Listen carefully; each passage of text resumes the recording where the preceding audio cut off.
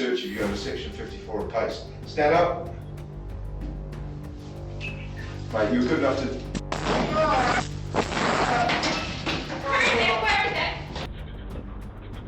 I'm going to detain you under Section 1 of the Police Criminal Evidence Act, okay? The reason for that is there's a lot of burglars in this area, and I've just seen you walk...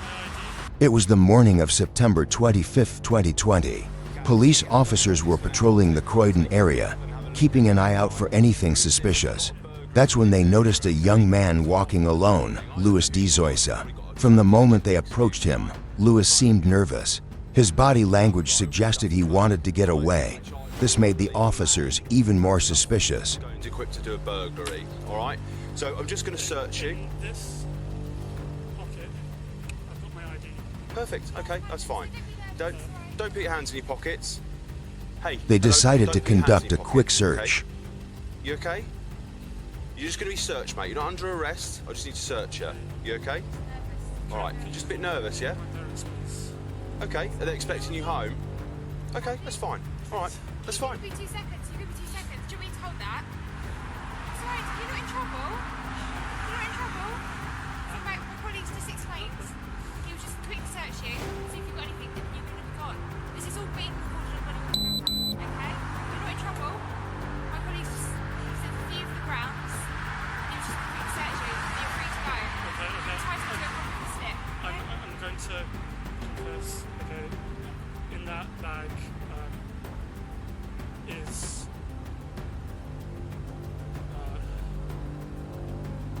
non-medical cannabis. Okay. How much have you got in there? I've got maybe 3 or so grams. Okay. All right. I'm still going to have to search you, all right? So just pass me your phone and your mask, okay? All my concern is at the moment is if you've got anything on that's going to hurt me or you. Any needles, any razor blades, anything like that. Okay, fine. Because you just told me you've got drugs on you, I'm just going to have to put you in handcuffs while I search you. The reason... What's the matter? So the reason for that is people try and do silly things when we search them. They try and hurt themselves, they try and hurt police. But just then, Louis cleverly asked if he could sit in the police car, a move that would help him avoid a full pat-down. And just as he planned, the officers allowed him inside the car without thoroughly checking him. He had successfully avoided detection. Now all he needed was a moment to reach the weapon. Officers, all right? Can you take me into the car, please? Why? Don't resist. Listen to me very carefully. I know. Don't resist. Okay, we'll put you in the car, but put the handcuffs in first, yeah? Okay. Is it someone's watching us? Maybe take the bag, please. Thank you. Why do you want us to sit you in the car? Just worried, please. Why? Why are you worried? Just. You think your parents might see? No.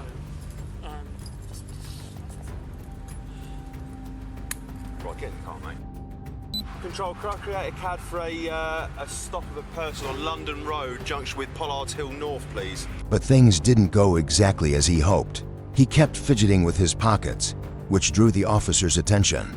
They warned him repeatedly to stop, but he ignored them. This time, the officers decided to do a more detailed search, and that's when they found bullets. That was enough to arrest him. He was no longer just suspicious, he was officially in trouble. Next time, listen to me, next time you're going to be handcuffed to the back. All right? 3 times I've asked you, you speak perfectly good English. Stop doing it.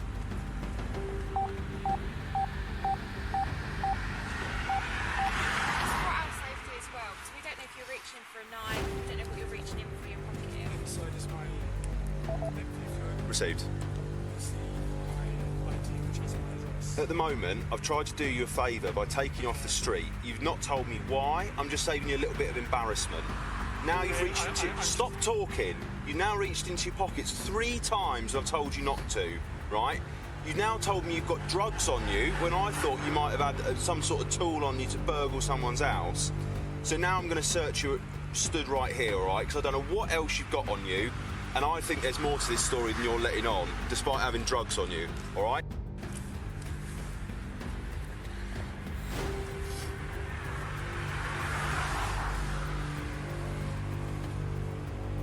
Okay, so I asked you earlier, I'm not too sure what the answer was. Have you got anything on you like sharp that can hurt me or you? No. No?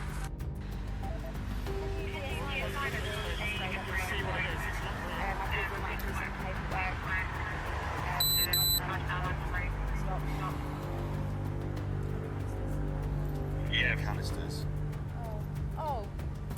Right, at the moment, I'm Right. placing you under arrest for possession of what I believe to be bullets, alright?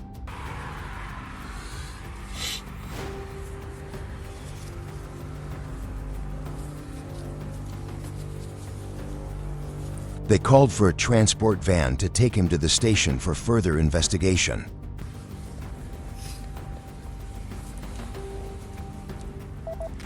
Could I have van and cell space for one male adult arrested for possession of what I believe to be bullets on London Road, junction with Pollard's Hill North? Over. 1567.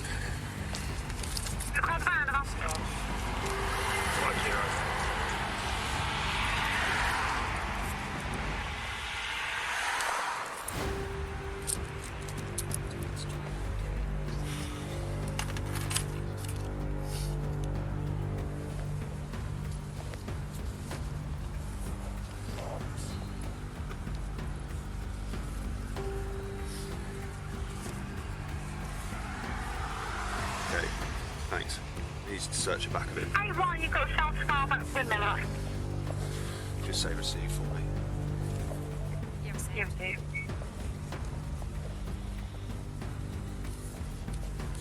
Just hold his jacket up for me.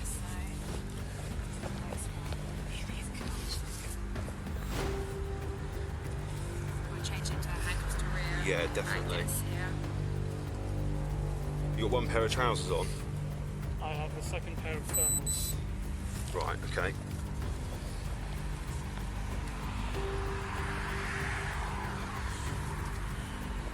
Okay, I'm just going to search your inside legs. Spread your legs slightly for me, thank you.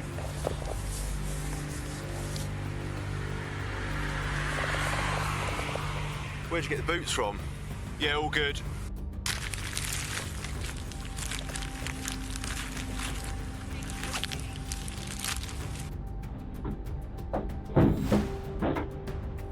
Mind your hands. Darling, come and close the door, alright? When more officers arrived, Lewis was taken to the police station in the van. He knew he had to get rid of the gun somehow. The handcuffs had been fastened a bit loosely, and he saw this as his chance. He began trying to reposition the weapon strapped under his arm. Alright?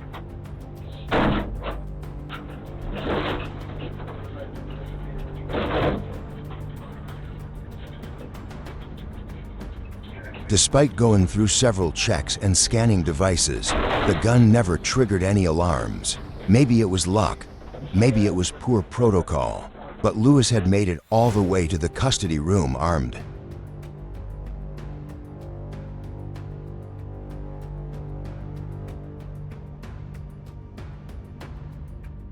Inside, he told the officers he felt faint, trying to create a distraction. Perhaps in his mind, he was debating whether to hide the gun or use it. He might have thought he could escape with a short statement and be released soon. But everything changed in an instant. No, it's fine. Possession of a firearm, aka a bag of what look like bullets. Possession of intent supply, Class B. So you probably don't need further search. Yes. Right, just tip up this, wind them down, but don't take the cuffs off. Yeah, it's fine. Stand up, mate. He's been a bit. Go on. I think this is it. I understand, stand up. So please leave.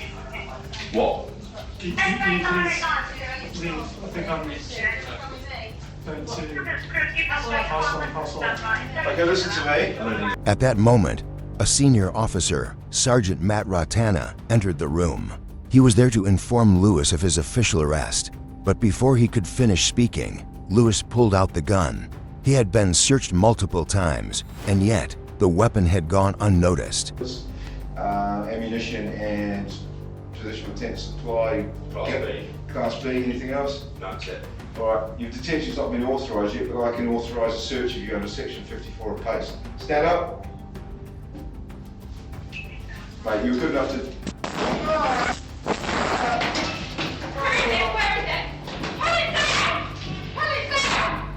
Lewis fired 4 times. The first bullet hit Sergeant Ratana in the chest, the second struck his leg, the third hit the wall, and the fourth, aimed at himself, entered through his neck. Both were rushed to the hospital, but Sergeant Ratana could not be saved. The entire police force and the public were left in shock. Lewis survived, but suffered a severe brain injury and was left paralyzed. During the trial, Lewis claimed that the incident was a result of an autistic meltdown. He tried to have the charges reduced, even hoping for a chance at release, but the court was firm. The judge detailed the entire chain of events and finally announced the verdict, a life sentence without the possibility of parole. What started on a quiet street with a routine stop ended with one man dead and another in a wheelchair, spending the rest of his life behind bars. So, who is really responsible? Was it Lewis, the man who pulled the trigger, or was it the police officers who failed to find a weapon despite several searches? Had Lewis simply confessed to carrying the gun from the start, he might have served a few days in custody and walked away. Instead, he destroyed 2 lives, his own and that of a respected officer. What do you think? Who do you hold accountable? Louis de Zoysa, I sentence you to imprisonment for life. I impose a whole life order. That means you will remain in custody for the rest of your life.